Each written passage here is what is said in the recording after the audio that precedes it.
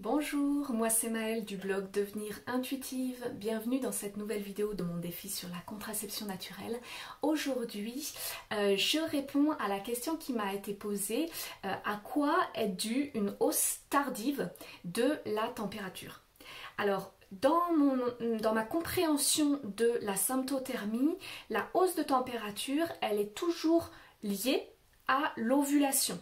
C'est parce que dans notre corps, finalement, on était dans une production d'œstrogène et qu'on passe à la production de progestérone. Donc on passe de la phase œstrogénique à la phase de progestérone, et bien c'est au moment de ce passage à la progestérone finalement que notre température corporelle augmente, donc juste après l'ovulation. Sauf que, rappelez-vous, en symptothermie, on en a déjà parlé, on ne peut pas définir précisément le jour de l'ovulation. Donc ce qu'on observe en symptothermie, c'est ce qu'on appelle le jour sommet, donc j'en ai déjà parlé dans une vidéo, et du coup ce jour sommet, il correspond seulement dans 40% des cas à l'ovulation. Donc c'est tout à fait possible qu'au niveau de la glaire cervicale, on se dise mon ovulation elle a probablement eu lieu là, sauf qu'en fait dans les faits elle arrive seulement 2 jours plus tard par exemple. Et si elle arrive 2 jours plus tard, eh bien c'est tout à fait normal que notre hausse de température elle arrive également quelques jours plus tard.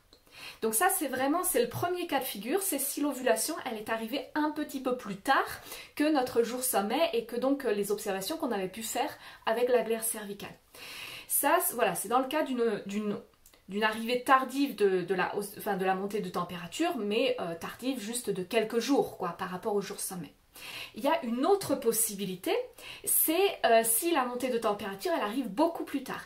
Et bien dans ces cas-là, ce qui se passe, c'est simplement que le corps a fait une tentative d'ovulation qui n'a pas marché.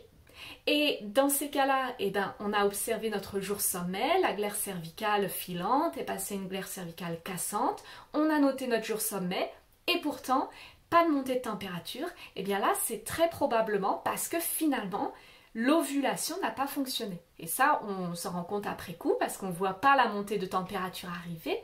Et qu'est-ce que ça veut dire? Eh bien, ça veut dire qu'on est toujours dans notre phase fertile et que potentiellement, la prochaine tentative d'ovulation va arriver beaucoup plus tard. Enfin, en fait, on ne sait pas quand est-ce qu'elle va arriver tant qu'on n'a pas l'observation de cette montée de température.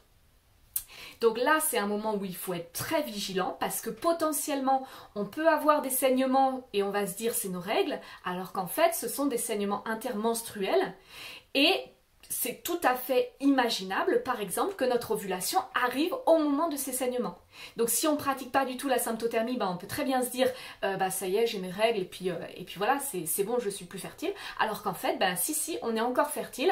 C'est simplement que le corps nous fait des saignements parce qu'il a l'habitude de faire des saignements à cette époque-là. Mais en fait, l'ovulation n'a pas eu lieu. Et du coup, tant que l'ovulation n'a pas eu lieu, finalement, le cycle n'est pas terminé et on est encore dans la phase fertile.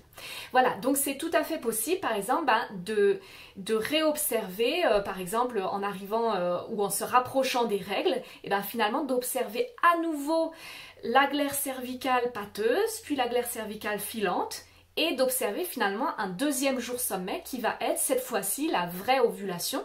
Mais en fait, il peut y avoir comme ça plusieurs tentatives d'ovulation, c'est possible aussi avec plusieurs ratés. Mais en tout cas, à ce moment-là, on observe potentiellement un deuxième ou un troisième jour sommet.